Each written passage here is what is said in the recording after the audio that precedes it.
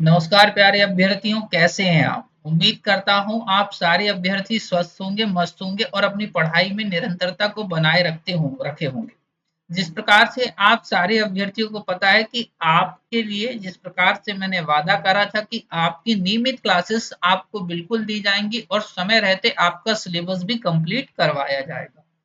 इसी बात को मद्देनजर रखते हुए मैं आपकी निरंतरता के आधार पर क्लासेस देते जा रहा हूं। यद्यपि मैंने आपको फिर से बोला है कि आपको पढ़ना इसी तरीके से होगा कि पहले आप संपूर्ण सिलेबस को अच्छे से पढ़ लेंगे, तो आप जब प्री पढ़ने जाएंगे तो बड़ी आसानी से आपका प्री निकल सकता है। वे लोग जो आपको ये बोलते हैं कि 85 पार कर लीजिए, वे लोग जो आपको बोलते हैं ये स्ट्रेटेजी होगी, वे लोग जो आपको विभिन्न बुकों का जो है सजेशंस देते हैं, मैं आपसे कहूंगा कि चलो प्री तो निकाल लोगे, मेंस कैसे निकालोगे? हवा में दौड़ के? जी पॉसिबल नहीं होता है। और ना ही वो जो 2 या ढाई महीने बचते हैं प्री के बाद, तब आपका जो है ये संपूर्ण सिलेबस कवर होता है। तो नमस्कार मेरे साथियों, मैं हूं अतुल कुमार गर्ग और उम्मीद करता हूं आप सारे अभ्यर्थी मेरी इस बात को समझते हुए निरंतरता को बनाए रखेंगे। आप नो डाउट यदि 6 घंटे पढ़ रहे हैं तो मैं कहूंगा 6 घंटे में 5 घंटे प्री के लिए पढ़ लीजिए, 1 घंटे आप अपने मेंस के उस सब्जेक्ट को रखिए जो आपको लगता है कि मुझे कवर करना है। इस सब्जेक्ट को मैं इसलिए बोल रहा हूँ कि बहुत मजेदार सब्जेक्ट है, इंटरेस्टिंग है, कर भी लोगे और पास भी हो जाओगे। तो 150 नंबर कम तो नहीं होते। मैं कहता हूँ चलो 150 छोड़ दो, 110 नंबर कोई कम होते हैं क्या? चलो, तो आगे बढ़ते हैं, शुरुआत करते हैं इस आधार पर आज के हमारे टॉपिक की। लेक्चर नंबर 2 है। जो अभ्यर्थी आज पहली बार जुड़ रहे हैं, जो अभी तक हमारी क्लासेस को नहीं देख रहे थे, मैं कहूंगा हमारी क्लासेस को देख लीजिए। इसके पहले जो है लेक्चर नंबर 1 जो है मैं एप्लीकेशन पे जो है देते जा रहा हूँ। नियमित क्लासेस चल रही हैं। उस आईएएस एकेडमी के एप्लीकेशन को जो है आप डाउनलोड करके सारी क्लासेस देख सकती हैं कि कितने विधिवत तरीके से टॉपिक वाइज संपूर्ण यूनिट 1 को और यूनिट 2 को भी जो है कंप्लीट करवाएंगे। इसी तरीके से आगे की यूनिट को करवाएंगे। लेक्चर नंबर 2 व्यवसायिक संगठन के बारे में है बच्चों, और लेक्चर नंबर जो 1 था वो व्यवसाय के बारे में था। ठीक है, चलिए सभी लोग लाइव आ जाएं, सेशन को लाइक और शेयर कर दें और कमेंट बॉक्स में अपने कमेंट जरूर रखा करें कि आपको हमारी क्लासेस कैसी लग रही हैं, ये आप जरूर बताएं। ठीक है, भेड़ चाल से परे एक अलग तरीके से पढ़ना है और पढ़ाना है, और मैं आपको बोलूंगा कि आपका जो है सारी चीजें अच्छे से अपन आगे बढ़ाएंगे। ठीक, जुड़ जाइए सभी लोग। ठीक है, बिल्कुल। नमस्कार मेरे छोटे छोटे प्यारे IAS, Radhe Radhe, good evening, जय हिंद। बिल्कुल, सभी प्यारे अभ्यर्थी जो 3 ईयर बैच है, 1 ईयर बैच है, सभी का स्वागत है। और जो प्रतिदिन हमारे साथ क्लासेस में जुड़ते हैं उनका भी स्वागत है। ठीक है, यदि तैयारी बेहतर करनी है तो जुड़ जाइए, यदि वही दूसरों के तरीके से कम कम पढ़ना है, एमसीक्यूज लगाने हैं, वैसे पढ़ना है तो वैसे पढ़ते रहिए। 2-3 साल बाद बिल्कुल मिलिएगा, स्वागत रहेगा। चलिए शुरू कर रहा हूं अब मैं लेक्चर नंबर 2। लेक्चर नंबर 2 के पहले मैंने आपको जैसा 1 में बताया था वैसे ही सिलेबस अटैच। इसमें आप क्या-क्या पढ़ेंगे लेक्चर नंबर 2 में, इसको ध्यान से देख लीजिए आप। कि व्यावसायिक संगठन का अर्थ और परिभाषा है, मतलब मीनिंग और डेफिनेशंस को पढ़ना है अपने को। क्या लक्षण है, कैरेक्टरिस्टिक्स को पढ़ना है, ऑब्जेक्टिव या इंपॉर्टेंस को समझना है, और जो है उसके फंक्शंस को समझना है, कार्यों को समझना है। शुरुआत कर रहा हूँ, ध्यान से एक-एक बातों को इत्मीनान के साथ सुन लेना पहले, फिर उसके बाद सारी चीजें आपको मैं जो है स्क्रीन पर दे दूंगा। बेसिकली व्यवसाय और व्यवसाय का जो संगठन है उसको आपको कुछ इस तरीके से समझना है कि व्यवसाय एक आर्थिक गतिविधि है, और उस आर्थिक गतिविधि को चलाने के लिए जो संपूर्ण संरचना रिक्वायर्ड होती है वही व्यवसायिक संगठन कहलाता है। नहीं समझे? फॉर एग्जाम्पल से समझो कि जिस प्रकार हमारा एक शरीर है, हमारे शरीर में हमारे हाथ के अपने कुछ कार्य हैं, हमारे पैरों के कुछ कार्य हैं, उसी के साथ हमारी जीभा या जीव के कुछ कार्य हैं, या हम अपनी आंखों या इंद्रियों की बात कर लें, इन सबके बिल्कुल अलग अलग कार्य विभाजित है। यदि सोचो कि कैसे पॉसिबल होगा, ऐसे सोचो कि यदि मैं बोलूं कि हाथ का काम पैर करने लग जाए, दिक्कत हो जाएगी कि नहीं होगी? उसी प्रकार से बिजनेस को चलाने के लिए अपने कुछ तरीके होते हैं, अपना कुछ ऑर्गेनाइजेशन या संगठन होता है। इसी प्रकार आप ऐसे समझें कि जिस प्रकार शरीर के विभिन्न अंगों में समन्वय स्थापित करने के लिए शरीर को क्रियाशील बनाने के लिए शारीरिक संगठन होता है, उसी प्रकार व्यवसाय के विभिन्न अंगों जैसे भूमि की बात हो गई, पूंजी की बात हो गई, श्रम की बात हो गई इत्यादि को जो है समन्वित करने के उद्देश्य से एक पर्टिकुलर व्यवसायिक संगठन होता है। जैसे एग्जाम्पल के तौर पे पहले इंग्लिश में समझ लो, फिर मैं आपको एग्जाम्पल या व्यवहारिक भाषा में भी बता दूंगा। Just as there is a physical organizations to make the body functional by coordinating between the various parts of the human body, similarly, there is a business organizations to fulfill the purpose of the business by coordinating between the various parts of the business. जैसे मैं आपको बोलता हूँ कि यदि आप मान के चलिए यहाँ पर देखिए टीसीएस का एग्जाम्पल दिया हुआ है, यहाँ पर देखिए जीवन बीमा का एग्जाम्पल दिया हुआ है और मध्य प्रदेश में जो है उत्पादन से संबंधित उद्देश्य के संगठित विद्युत मंडल की जो है बात हुई है। आप ऐसे मान लें कि टीसीएस की बात हो रही है, किसकी बात हो रही है? टीसीएस की, टाटा कंसल्टेंट सर्विसेज की बात हो रही है बच्चों। टीसीएस का मतलब, तो टीसीएस बेसिकली सॉफ्टवेयर सर्विसेज उपलब्ध कराता है। सपोज दैट मैं आपको जिस क्लास से पढ़ा रहा हूँ उसके लिए एक सॉफ्टवेयर बनता होगा, तो वो कौन बनाता है? आपकी टीसीएस कंपनी बनाती है। अब जब टीसीएस बनाती है तो टीसीएस इसको ऐसे ही तो नहीं बना देगी कि मुंह उठा के कुछ भी बना दिया जाएगा, हाँ कि ना? तो इसके लिए जो सॉफ्टवेयर बनेगा ना, वो सॉफ्टवेयर को बनाने के लिए अलग अलग स्किल्स वाले लोग यहाँ पर लगेंगे। एक कंप्यूटर, एक तरीके से एक जो है कोडिंग डिकोडिंग करने वाला लोग लगेंगे, उस कोडिंग के बाद फॉर्मेटिंग वाले लोग लगेंगे, उसके बाद प्रोग्राम को फाइनल जज करने वाले लोग लगेंगे और फाइनल जो है आपका एक सॉफ्टवेयर जो है रेडी कर दिया जाएगा। सॉफ्टवेयर क्या है? बेसिकली सेट ऑफ इंस्ट्रक्शंस है। तो इन इंस्ट्रक्शंस को तैयार करा जाएगा, जज करा जाएगा, फाइनलाइज करा जाएगा। पर इनको करने वाले लोग भी तो अलग अलग होंगे कि नहीं होंगे? जब वो अलग अलग लोगों को आप प्रॉपर तरीके से मैनेज करेंगे तो इनको जो है, इनको चलाने के लिए भी एक पर्टिकुलर ऑर्गेनाइजेशन रिक्वायर्ड होगा। इसी आधार पर आगे क्या लिखा है अथवा क्या लिखा है देखो कि व्यावसायिक संगठन में विभिन्न संरचनाएं, प्रक्रियाएं और संस्कृति शामिल होती हैं जो किसी व्यवसाय को प्रभावी ढंग से संचालित करने, अपने लक्ष्यों को प्राप्त करने में सक्षम बनाती हैं। संगठन के भीतर दक्षता, स्पष्टता और रणनीतिक संरेखण सुनिश्चित करने के लिए यह आवश्यक होता है। Means business organisation include various structures, बहुत सारे स्ट्रक्चर्स होते हैं। अब यही स्ट्रक्चर को आप कहीं टॉप मैनेजमेंट बोल देते हो, आप मिडिल मैनेजमेंट बोल देते हो, आप लोअर मैनेजमेंट बोल देते हो। प्रोसेस होती है बच्चों, एक पर्टिकुलर प्रोसेस को फॉलो करते ही प्रोडक्शन हो पाएगा, डिस्ट्रीब्यूशन हो पाएगा, मार्केटिंग हो पाएगी, इन सब के लिए भी एक प्रोसेस लगती है। Then cultures that enables a business to operate effectively, business को ऑर्गेनाइज करने के लिए कल्चर भी रिक्वायर्ड होता है बच्चों। उस कल्चर को जब कोई फॉलो नहीं करेगा ना, तो आप ऐसे समझ लो कि अल्टीमेटली वो बिजनेस ऑर्गेनाइजेशन, वो बिजनेस सक्सेसफुल नहीं हो पाएगा। इसलिए कोड ऑफ कंडक्ट जो है वो बनाए जाते हैं किसी बिजनेस के लिए। उम्मीद कर रहा हूं इतना आपको समझ में आया होगा थोड़ा थोड़ा। तो इसके बाद हम परिभाषाएं देखेंगे, पर परिभाषाओं को देखने के पहले आप एक बार मुझे कंफर्म कर दो तो फिर मैं आगे बढ़ूंगा।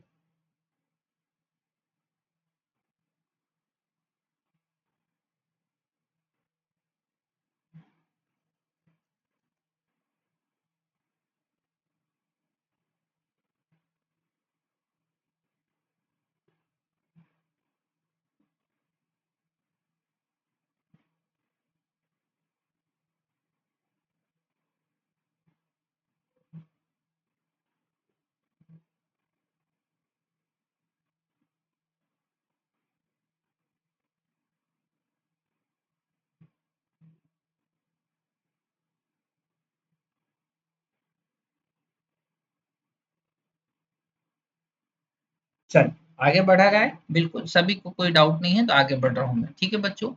तो स्टीफंस के अनुसार क्या बात होती है कि यह वह व्यवस्था जिसमें पूर्व निर्धारित लक्ष्यों की प्राप्ति हेतु कार्यरत मानव समूह की क्रियाओं को नियंत्रित करा जाता है। मतलब आपके बिजनेस ऑर्गेनाइजेशन का पहले से एक टारगेट होगा, एक गोल होगा। अब इस टारगेट को, इस गोल को अचीव करने के लिए आप सारे लोगों को जो है ऑर्गेनाइज करेंगे, सारे लोगों को मैनेज करेंगे और उसी के लिए जो पर्टिकुलर मैनेजमेंट के लिए जो ऑर्गेनाइजेशन होगा उसी को बिजनेस ऑर्गेनाइजेशन कह दिया जाता है। The system in which the activities of human groups working to achieve predetermined goals are controlled. Then afterward इसके बारे में क्या बात होगी, हेनेक बोल रहे हैं, सेकंड डेफिनेशन जो है वो हेनेक की है कि व्यावसायिक संगठन में भूमि तथा पूंजी का स्वतंत्र मिश्रण होता है जिसमें साहसी की योग्यता तथा उत्पादन से संबंधित उद्देश्य को संगठित और संचालित किया जाता है। तो मतलब आप जो है फैक्टर ऑफ प्रोडक्शन की बात कर लीजिए, किसकी बात कर लीजिए, फैक्टर ऑफ प्रोडक्शन की बात कर लीजिए, उत्पादन के कारकों की बात कर लीजिए मेरे प्यारे बच्चों। फैक्टर ऑफ प्रोडक्शन के साथ साथ क्या हो रहा है आगे देखो, इसमें एंटरप्रेन्योरशिप वाले कॉन्सेप्ट या एंटरप्राइज वाले कॉन्सेप्ट भी जो है इंक्लूड कर लिए जा रहे हैं और उसके साथ साथ अल्टीमेटली इनका एक कॉम्बिनेशन तैयार करा जा रहा है। यही कॉम्बिनेशन को आप बिजनेस ऑर्गेनाइजेशन का नाम दे देते हैं। क्या नाम दे देते हैं इनको? बिजनेस ऑर्गेनाइजेशन का नाम दे देते हैं। तो डेफिनेशंस वाले पोर्शन में मैंने आपको बताया है कि वैसे ही लिख के आनी रहेगी हमको जैसी आपको दी रहती हैं। ज्यादा मैं आपको वैसे भी नहीं देता हूँ, कम डेफिनेशंस देता हूँ और कम डेफिनेशंस के बेसिस पे जो है आपको आगे पास कराने के बारे में सोचा जाता है। कम पढ़ो, अच्छा पढ़ो, पास हो जाओ। और आपके नोट्स भी इतना याद रखना दूसरों की तुलना में बहुत व्यवस्थित होंगे, बहुत अच्छे होंगे। ठीक है, चलिए आगे बढ़ रहा हूँ। अब ध्यान से फिर से सुनना, ठीक है। अब व्यावसायिक संगठन के लक्षणों की चर्चा होती है मेरे प्यारे बच्चों। किसकी चर्चा होती है? व्यावसायिक संगठन के लक्षणों की चर्चा होती है। तो व्यावसायिक संगठनों के जो लक्षण हैं उनमें से कैरेक्टरिस्टिक जो हैं उनमें से मेजर हैं, वैसे तो बहुत सारी हैं पर मैं हमेशा आपको इतनी लिखाता हूँ जो आपकी मेंस की कॉपी में छाप भी आओ, आपको समझ में आ जाए और आपको बार बार पढ़ना भी ना। तो इस आधार पर आप इसको ऐसे समझो कि व्यावसायिक संगठन के लक्षण, कैरेक्टरिस्टिक ऑफ बिजनेस ऑर्गेनाइजेशन कुछ इस टाइप से हैं कि व्यक्तियों का समूह होता है जिनके कुछ पूर्व निर्धारित लक्ष्य होते हैं, प्री डिटरमाइंड गोल्स होते हैं। मतलब it is a group of people which have the pre determined goals. ये बात तो समझ में आ रही होगी आपको, इतना डिफिकल्ट नहीं है। उसके बाद भौतिक एवं अनिवार्य आर्थिक क्रियाएं घटित होती हैं। देखो भौतिक के अंतर्गत ही आप जो है प्रोडक्शन और इन सबको जो है शामिल कर रहे हैं आप अल्टीमेटली, और अनिवार्य आर्थिक क्रियाओं को भी जो है इसमें शामिल करा जाता है। तो मानव, मानव का समूह, उनके द्वारा की जाने वाली गतिविधियां, इन सब का एक सम्मिश्रण तैयार कर दिया जाता है। ठीक है, उनके साथ साथ आप जो है एक संस्कृति को इंक्लूड करेंगे, लक्ष्यों को निर्धारित करेंगे। इसके बाद आगे बढ़ते हैं। इसमें साहसिक और मानवीय क्रियाएं का समन्वय देखा जाता है। मतलब साहस लेने वाला कौन? बिजनेसमैन। और बाकी उसके द्वारा लिए गए साहस को बढ़ाने वाले कौन? अन्य कर्मचारी। तो एक ने रिस्क लिया, उस रिस्क को जो है सपोर्ट करने के लिए अदर लोगों ने क्या कर दिया? मदद कर दी। तो इस तरीके से इसको समझ लो। देन आफ्टरवर्ड विभिन्न व्यक्तियों के कार्यों में सामंजस्य तथा सहयोग की भावना जो है निहित रहती है। यदि हार्मनी एंड कॉर्पोरेशन ना हो, जो है डिफरेंट टाइप्स ऑफ जो पीपल्स हैं या जो काम कर रहे हैं, तो बिजनेस ऑर्गेनाइजेशन सफल होगा क्या? नहीं होगा। जैसे मान के चलो कि एक कंपनी है जो टायर का जो है प्रोडक्शन कर रही है, टायर का उत्पादन कर रही है। तो टायर के उत्पादन के लिए पहले समझ लो रॉ मटेरियल लगेगा, चमड़ा लगेगा, ऐसा अपन समझ लेते हैं। फिर मेल्टेड जो है वायर लगेंगे, ऐसे समझ लो मेल्टेड वायर, पिघले तार लगेंगे इन सब के लिए, इन सब की जरूरत होगी। अब रॉ मटेरियल वालों ने तो रॉ मटेरियल बना दिया, टाइम पे रेडी रखा है, पर मेल्टेड जो तार हैं, जो वायर तैयार कर रहे थे, उन्होंने टाइम पे नहीं बनाया। तो टायर तैयार होगा? नहीं होगा। इस बात को समझो, ये रॉ मटेरियल भी कुछ समय बाद वेस्ट होने लगेगा। तो इसलिए जो है इसको इस तरीके से डिजाइन करा जाता है या ऐसा इसमें कॉम्बिनेशन सेट होता है कि सभी लोगों के बीच में, सभी के कार्यों के बीच में सामंजस्य स्थापित रहा है। उसके बाद में business activities are directed, operated and controlled. समझ गए बात को? भाई कोई ना कोई तो डायरेक्शन दे रहा होगा, कैसे करना है, कहाँ करना है, किस दिशा में करना है। इसको कोई ऑपरेट करने वाला होगा, इसको आदेश देने के बाद उस आदेश को इसको फॉलो कराने वाला भी चाहिए, और यदि कुछ समस्या होती है तो उसको कंट्रोल करने वाला भी होना चाहिए। तो इसी बिहाफ पर हमने कहा कि ये डायरेक्टेड होगी, ऑपरेटेड होगी और कंट्रोल्ड होगी। Then services are determined according to the responsibility. अब बिजनेस ऑर्गेनाइजेशन में सबकी अपनी अपनी सर्विस है। देखो टॉप मैनेजमेंट क्या करता है, निर्णय लेता है, डिसीजन लेता है, एक बात ये आ गई। टॉप के बाद बात आती है मिडिल मैनेजमेंट की। मिडिल मैनेजमेंट जो है क्या है, इस जो निर्णय इन लोगों ने लिए ना, इनका फॉलो अप लेता है, इनको जो है फॉलो करवाता है। और उसके बाद में अल्टीमेटली जो लोअर मैनेजमेंट है वो काम को करता है बच्चों, वो क्या करता है, काम को करता है। पॉइंट समझे, ये काम करेंगे, ये काम करवाएंगे, ये काम कराने के लिए आदेश देंगे। पॉइंट समझ गए एक तरीके से। तो इस तरीके से आपकी अपनी एक जो है सर्विसेज जो है वो डिटरमाइंड होंगी, रिस्पॉन्सिबिलिटीज जो है वो क्लासिफाइज होंगी, उनको आपको उन्हीं अनुरूप पर करना होगा। And the last function is last characteristic is element of risk and the future success is involved। ये अपन ने पिछले उस पे भी बात कर ली थी कि जोखिम तथा भावी सफलता का तत्व जो है निहित रहता है। या तो आप सफल हो जाओगे यदि आपने इन सब के बीच में समन्वय स्थापित कर लिया, इन सबको मैनेज करने के लिए समझ लिया, और यदि आप इनको ना समझे, ना मैनेज कर पाए, तो आप असफल भी हो जाएंगे। उम्मीद कर रहा हूँ आप लोग सेशन को एंजॉय कर रहे होंगे।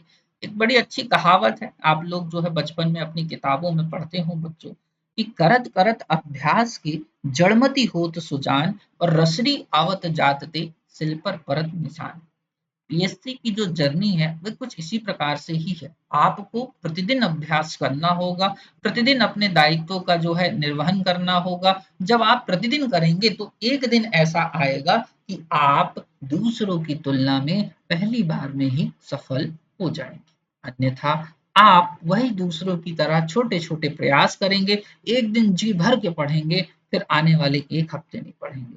आप समस्याओं का हवाला देंगे, आप अन्य चीजों का हवाला देंगे, ये जीवन पर्यंत चलती हैं, जीवन पर्यंत रहती हैं। तो मैं यही कहूंगा कि बेहतर पढ़िए, अच्छा पढ़िए, पास हो जाइए, प्रतिदिन पढ़िए, मेहनत करिए, बाकी फिर आपकी इच्छा है।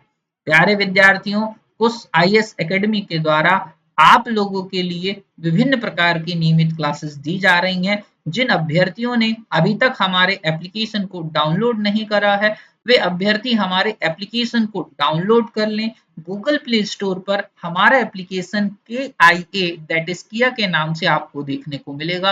एप्लीकेशन को डाउनलोड कर लो।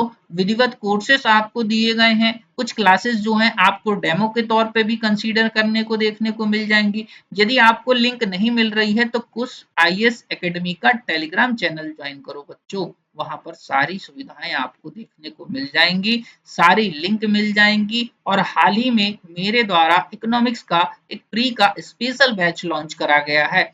इस स्पेशल बैच में आप जुड़ जाइए और बेहतर तरीके से अपनी तैयारी को निखारिए। अब आगे बढ़ते हैं। यहाँ तक बता दूं जल्दी एक बार कमेंट करके, सभी लोगों को समझ में आ रहा है, कोई दिक्कत तो नहीं हो रही है?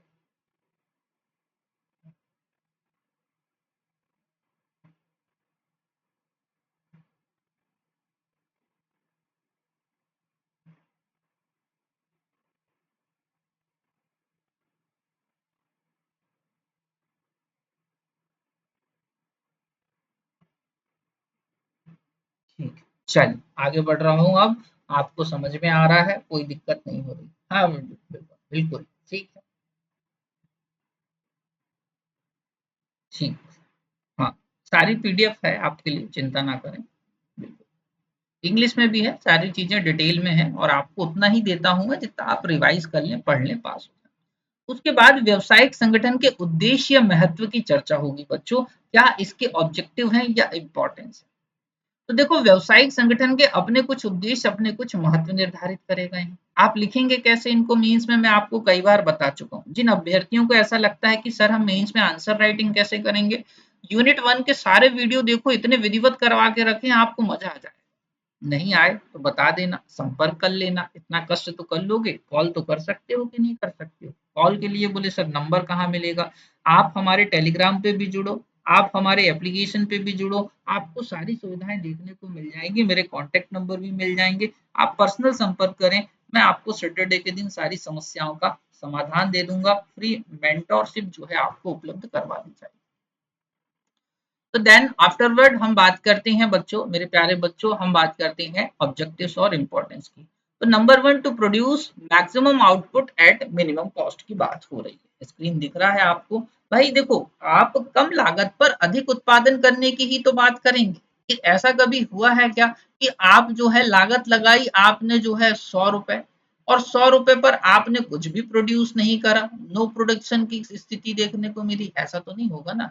हमेशा जब भी आप उत्पादन की बात करते हैं तो ये देखा जाता है बच्चों की लागत कम से कम आए। देखो लागत ज्यादा आती है ना, तो प्रोडक्ट की कॉस्ट, या एक तरीके से ऐसा समझ लो कि सेलिंग प्राइस को ज्यादा रखना होगा। क्या है, यदि लागत मतलब कॉस्ट ज्यादा आ रही है, मैं शॉर्ट में लिख रहा हूँ समझ जाना, तो सेलिंग प्राइस को भी हाई रखना पड़ेगा। अब किसी प्रोडक्ट की सेलिंग प्राइस इतनी ज्यादा रख दी गई है कि लोग परचेज ही ना करें,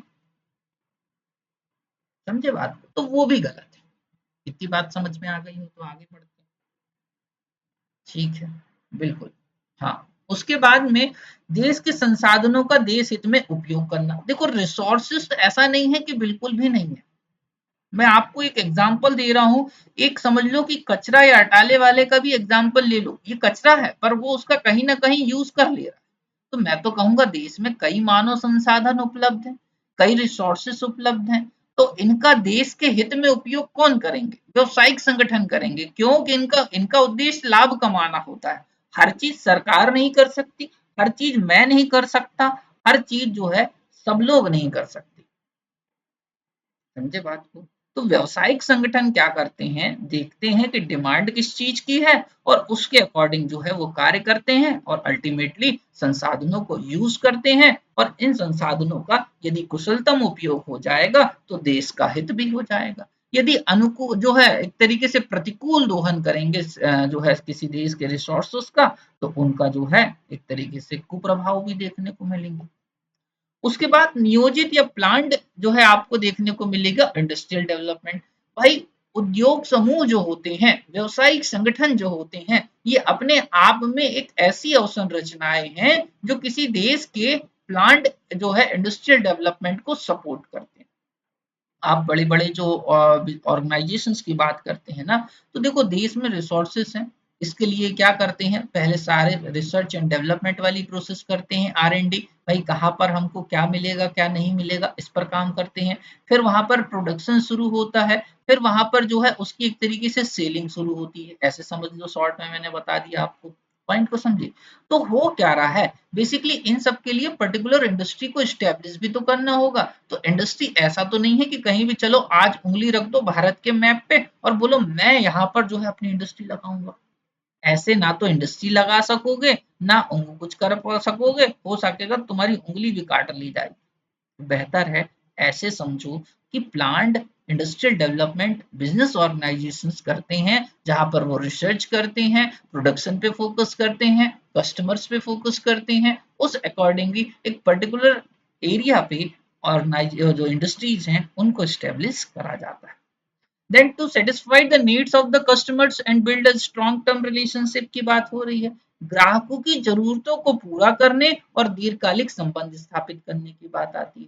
भाई अल्टीमेटली ग्राहक, देखो मैंने आपको स्टार्ट में याद करो एंटरप्रेन्योरशिप में भी समझाया था कि यदि आप कम समय के लिए प्रॉफिट कमाना चाहते हैं तो आप कुछ भी कैसे भी उठा के करने लग जाएं, पर एक बार कस्टमर में एक गुडविल क्रिएट कर देंगे तो आपको बार बार ज्यादा परेशान नहीं होना पड़ेगा। तो अल्टीमेटली कस्टमर जो है इसलिए बोला जाता है कि भगवान के रूप में होते हैं, भगवान को प्रसन्न कर लो, बात खत्म। और दीर्घकालिक रिलेशन बने रहेंगे तो देखो क्या होगा, आपको ज्यादा पैसे खर्च नहीं करने पड़ते। एक बार आपने मार्केट में अपनी छवि बना ली, एक बार आपने अपने प्रोडक्ट की जो है पहुंच बना ली, एक बार आपने लोगों के दिमाग में ये बात सेट कर दी कि कुछ भी हो जाए ये प्रोडक्ट मार्केट से अच्छा है, सस्ता है, सब चीजें इसमें है, भले फिर तुम महंगा भी कर दोगे ना तो लोग खरीद लेंगे। उसके बाद सामाजिक जिम्मेदारी और पर्यावरणीय स्थिरता सुनिश्चित करने की बात आती है। देखो समाज की रिस्पॉन्सिबिलिटी भी है बिजनेस ऑर्गेनाइजेशंस के प्रति। भाई ये तभी तो जो है शिक्षा, स्वास्थ्य या जो अवसंरचनाओं इत्यादि में निवेश करते हैं। सीएसआर का कॉन्सेप्ट मैं आपको समझा चुका हूँ, कॉर्पोरेट सोशल रिस्पॉन्सिबिलिटी का कॉन्सेप्ट पिछली क्लास में मैं आपको बता चुका हूँ। तो अल्टीमेटली पर्यावरणीय स्थिरता को जो है ये सुनिश्चित करते हुए आपको दिख जाएंगे, ठीक है ना। उसके बाद अब देखो पर्यावरण की स्थिरता का यहाँ पर ये मीनिंग नहीं लगाना है कि मैंने फिर से बोला कि ये पेड़ लगाने के संदर्भ में देख रहे हो। आर्थिक पर्यावरण भी एक पर्यावरण कहलाता है बच्चों। पर्यावरण हर एक चीज का पर्यावरण है, समझ गए बात को। मैं यहाँ पर आर्थिक पर्यावरण के संदर्भ में भी चीजों को जोड़ के समझा रहा हूँ। आर्थिक पर्यावरण मतलब क्या होता है, डिमांड के अकॉर्डिंग प्रोडक्शन होगा, सप्लाई होगी, इस तरीके से ये पूरा चेन एक पूरा पर्टिकुलर जो है ना श्रृंखला चलती है, डिमांड प्रोडक्शन सप्लाई। इसी से फिर क्या क्रिएट होता है, ultimately job creation, income generation, ये सारी चीजें होती हैं। यदि मान के चलो आर्थिक पर्यावरण में जो प्रोडक्शन वाला प्रोसेस है वो डिस्टर्ब हो गई तो सप्लाई होगी क्या, नहीं होगी ना। सप्लाई नहीं होगी तो जॉब बनेंगी क्या, नहीं बनेंगी। ये सारी समस्याएं उत्पन्न होती हैं बच्चों एक साथ। आर्थिक विकास और राष्ट्रीय विकास में योगदान, तो ये पॉइंट तो मैं आपको ऐसे समझा चुका हूँ कि अब आपके जहन में बिल्कुल बैठ गया होगा कि हाँ सर बन जाएगा। जल्दी से एक बार बता दो, इतना समझ में आ रहा है, कोई दिक्कत तो नहीं हो रही है यहाँ तक।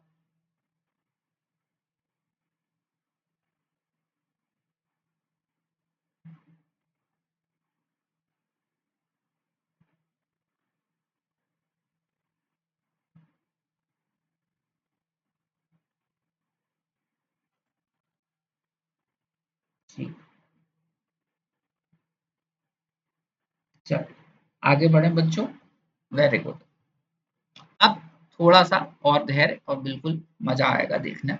अब बात होती है व्यवसायिक संगठन के जो है कार्यों के संदर्भ में चर्चा होती है। तो देखो व्यवसायिक संगठन के जो कार्य होते हैं, फंक्शंस ऑफ बिजनेस ऑर्गेनाइजेशंस होती हैं, उनको अध्ययन की दृष्टि से, स्टडी पॉइंट ऑफ व्यू से दो टाइप से जो है क्लासिफाई कर दिया। वैसे तो बहुत तरीके बताए गए हैं, अलग अलग हैं। तो प्राथमिक और द्वितीयक कार्यों को समझ लो, यहाँ से आपका प्रश्न बनना होगा तो बन जाएगा, अदरवाइज कोई बात ही नहीं। तो प्राथमिक कार्यों के संदर्भ में क्या आएगी बात बच्चों, उत्पादन या संचालन की बात होगी। मतलब अल्टीमेटली जो है प्रोडक्शन और ऑपरेशन की बात होगी। तो किसी चीज को प्रोड्यूस करना क्या होता है मैं आपको समझा चुका हूं। तो किसको प्रोड्यूस कर रहे हैं, गुड्स एंड सर्विसेज को प्रोड्यूस कर रहे हैं हम, वस्तु और सेवाओं के उत्पादन की बात हो रही है। मार्केटिंग, मार्केटिंग का मीनिंग मैं आपको कई बार समझा चुका हूं कि जो है अल्टीमेटली आप अपने प्रोडक्ट को लोगों तक पहुंचा रहे हो। कहाँ तक पहुंचा रहे हो, लोगों तक। देखो हर व्यक्ति को आपके प्रोडक्ट के बारे में कोई नॉलेज नहीं होगा, लोगों की अपनी सीमाएं हैं। कैसे, मैं आपको समझाता हूँ। सपोज दैट देखना कि मान के चलो एक व्यक्ति है, अब व्यक्ति का नाम कुछ भी ले लो आप, ये जो आपको समझना है। तो ये इस तरीके से ये जो है ना अपने ऑफिस को जो है जाया करते थे। कहाँ जाया करते थे, ऑफिस को।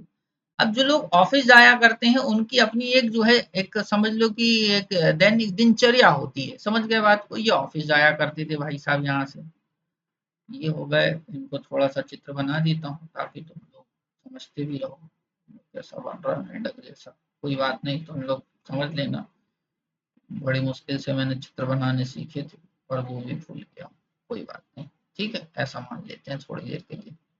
ये भाई साहब डेली जो है यहाँ से प्रतिदिन जाते थे अपने ऑफिस की तरफ। अभी तक क्या था इनका जो है, सुबह जाते थे रात को आते थे, सुबह जाते थे रात को आते थे। थोड़ी देर के लिए मान लेते हैं कि ये जो भाई साहब है ना, ये एक एजुकेशन डिपार्टमेंट से जुड़े हुए हैं। मेरी बात मान लो, मेरी बात चर्चा कर लो, तुम लोग खुश हो जाओ, मैं ही हूँ। ठीक है, चल। तो मान लेते हैं कि थोड़ी देर के लिए मैं जाता था, तो मेरा एक टाइम था कि मैं सुबह 8 बजे पहुंच जाता था, रात को 8 बजे वापस आता था। अब मैं रात इसके अलावा मेरे जीवन में कुछ चल ही नहीं रहा था, मैं कुछ समझ ही नहीं पा रहा था। तो अल्टीमेटली अब क्या हुआ, देखना एक नया प्रोडक्ट आया मार्केट में जिसके बारे में मुझे कोई जानकारी ही नहीं थी, कोई पता ही नहीं था। तो एक होर्डिंग लगता है, एक क्या लगता है, एक होर्डिंग लगता है, एक बोर्ड लगता है यहाँ पर। तो जैसे ही बोर्ड लगता है मैंने देखा मार्केट में एक नई कार आई है बच्चों। क्या आई है, नई कार आई है। अभी तक कार भी कैसी बन गई मेरी, चलो कोई बात नहीं, तुम लोग समझ लेना यार। ठीक है, ये तो ट्रैक्टर बन गया कार की जगह। ठीक है, तो हमने क्या बोला कि जैसे ही होर्डिंग देखा मैंने चेक करा कि एक ब्लू कलर की बड़ी अच्छी शाइनिंग या ग्रीन कलर की हल्की जो है बड़ी अच्छी कार जो है मार्केट में लॉन्च। अब मान के चलो ये साइन बोर्ड या मतलब होर्डिंग बोर्ड ना होता यहाँ पर या होर्डिंग ना होता तो क्या मुझे पता चलता? नहीं चलता। ये कैसे चला? मार्केटिंग से चला। कैसे चला? मार्केटिंग से पता चला। क्यों? क्योंकि मैं एजुकेशन वाला था, मेरा ध्यान कार की तरफ जा ही नहीं रहा था। मैं सुबह उठता था, पहुंचता था अपने ऑफिस, देखता था बच्चों को ये टॉपिक पढ़ाने, ये पढ़ाना है, फिर घर आ जाता था, टॉपिक पढ़ाना है, घर आना, घर में आके ये प्रोसेस चलती रह रही थी। समझे बात को? फाइनेंस की बात आती है, नेक्स्ट प्राइमरी फंक्शंस। देखो यहाँ पर ये जो प्राइमरी फंक्शन मतलब है ये कंपलसरी है सभी को करने, ऐसे समझ जाना तुम इसको। समझ गए बात को? तो फाइनेंस की बात आई कि भैया पैसा कहाँ से आएगा, मैनेजिंग फंड की बात हो गई। निवेश कहाँ पर करना है, इन्वेस्टमेंट की बात हो गई। कंट्रोलिंग एक्सपेंसेस जिनके बोलते हैं ना कि आमदनी अठन्नी खर्चा रुपया, आमदनी अठन्नी खर्चा रुपया, तो वो सक्सेस बहुत कम होते हैं बच्चों। आपको आपकी आमदनी और आपके एक्सपेंसेस के बीच मैनेजमेंट करना अत्यंत आवश्यक होता है। देन आफ्टरवर्ड बात होती है ह्यूमन रिसोर्स की, मानव संसाधन की। किनकी बात होती है? ह्यूमन रिसोर्स की, मानव संसाधन की। तो देखो मानव संसाधन में जो एचआर वाला डिपार्टमेंट होता है उसकी अपने कुछ काम होते हैं। कौन सा डिपार्टमेंट? एचआर वाला। उसके काम क्या है? लोगों की भर्ती करना या लोगों का रिक्रूटमेंट करना। लोगों की क्या करना? भर्ती करना और लोगों का रिक्रूटमेंट करना। उसके साथ उनके जो है प्रशिक्षण की बात आती है। किसकी बात आती है? प्रशिक्षण की बात आती है। प्रशिक्षण इन द सेंस उनकी ट्रेनिंग की बात आ जाती है। और उसके बाद जो है उनके प्रबंधन की बात आ जाती है। किसकी बात आ जाती है? प्रबंधन की बात आती है, मैनेजमेंट की बात आती है। तो ये पार्ट कहलाता है एचआर का। देखो एचआर यदि गलत एक तरीके से व्यक्ति हुआ, समझ लो उसको पता ही नहीं है कि उसको किसे भर्ती करना है, तो संपूर्ण प्रक्रिया एक तरीके से गलत हो जाएगी। गलत व्यक्ति का अपॉइंटमेंट संस्थान को नुकसान पहुंचाता है बच्चों। हर कोई व्यक्ति माँ के पेट से सीख के नहीं आता। अपने एक संस्थान की अपनी एक संस्कृति होती है, ट्रेनिंग प्रोसेस होती है। तो जैसे ही कोई आपके ऑर्गेनाइजेशन में आता है उसका इंट्रो करवाया जाता है, सभी लोगों से उसका परिचय करवाया जाता है, उस आधार पर उसकी ट्रेनिंग जो है संचालित करवाई जाती है। और देन आफ्टरवर्ड बात आती है मैनेजमेंट की। हमेशा एचआर वाला जो प्रोसेस है उस पर इतना भी याद रखना है कि एचआर आपकी कॉस्ट कटिंग पे भी काम करते हैं। ठीक है, कॉस्ट कटिंग क्या होती है वो समझते हो तुम लोग। उसके बाद द्वितीय कार्य की बात आती है, सेकेंडरी फंक्शंस की बात आती है। तो देखो अनुसंधान और विकास, आर&डी, रिसर्च एंड डेवलपमेंट की बात आती है। उत्पादों या सेवाओं में नवाचार और सुधार करने की बात आती है। भाई आप अपने प्रोडक्ट को लेकर कुछ इनोवेशन करेंगे, आप अपने प्रोडक्ट को लेकर कुछ करेक्शंस करेंगे। प्रोडक्ट बनाने के दौरान आप लोग भी यथासंभव हर प्रयास करते हैं, परंतु कई ऐसी गलतियां होती हैं, कई ऐसी मिस्टेक्स हो जाती हैं जिनको आपको समझ में तुरंत में नहीं आता है। तो उनको क्या करेंगे? सुधार करेंगे। क्रय या खरीद की बात आती है, परचेज और प्रोक्योरमेंट की बात आती है बच्चों। तो परचेज और प्रोक्योरमेंट के रेफरेंस में आपको ऐसे समझ लेना है यहाँ पर कि किसी उत्पाद को यदि बना रहे हो तो उसके लिए टाइम पर रॉ मटेरियल भी अवेलेबल होना चाहिए। यदि टाइम पर रॉ मटेरियल नहीं होगा तो आपकी प्रोडक्शन प्रोसेस जो है डिस्टर्ब हो जाती है। उसके बाद रसद और आपूर्ति श्रृंखलाओं में प्रबंधन की बात होती है, तो ये भी आप समझ जाएंगे। ये रसद, आपूर्ति, क्रय और जो आपका प्रोक्योरमेंट है, इन दोनों को मैंने एक साथ समझा दिया। लेखा और लेखा परीक्षा की बात होती है, जिन व्यक्ति को एक तरीके से अकाउंटिंग और ऑडिटिंग दो होते हैं बच्चों, एक होता है आपका अकाउंटिंग और एक होता है आपका ऑडिटिंग। कैसे समझेंगे इसको समझ लो। एक होता है लेखा, लेखा का मतलब ये, अकाउंटिंग का मतलब होता है लेखा। यहाँ पर आप किसी चीज से संबंधित डेबिट क्रेडिट ऐसे समझ लो, डेबिट और क्रेडिट जो है ऐसे समझ लो, मतलब कितना पैसा आया कितना पैसा गया इसका रिकॉर्ड रखते हो, ऐसा समझ लो अकाउंटिंग में। इतनी बात क्लियर हो गई? कितना पैसा आया कितना पैसा गया, क्या प्रॉफिट एंड लॉस हुआ, ये अकाउंटिंग हो गई। पर ऑडिटिंग क्या है? जैसे ऑडिटिंग में समझना कि आपने लेखा परीक्षक जो है, आपने महालेखा परीक्षक के बारे में सुना होगा पीएससी में, वो क्या करता है? उसको ये बताया जाता है कि भाई एक प्लेन आ रहा था, एक प्लेन जो है ना 4 करोड़ का आ रहा था। कितने करोड़ का आ रहा था? 4 करोड़ का।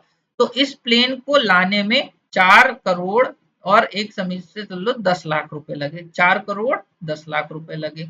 परंतु ये देखा गया कि यहाँ पर 4 करोड़ 10 लाख की जगह यहाँ पर जो है लोगों ने खाते में दिखा दिया 4 करोड़ 20 लाख रुपए, तो 10 लाख का यहाँ पर गड़बड़ी हो गई कि नहीं हो गई। तो ऑडिटिंग में इस बात को आइडेंटिफाई कर लिया जाएगा, इस बात को पकड़ लिया जाएगा कि जो है कहीं पर किसी ने गड़बड़ी करी है और फिर तत्संबंधी कार्यवाही करी जाएगी।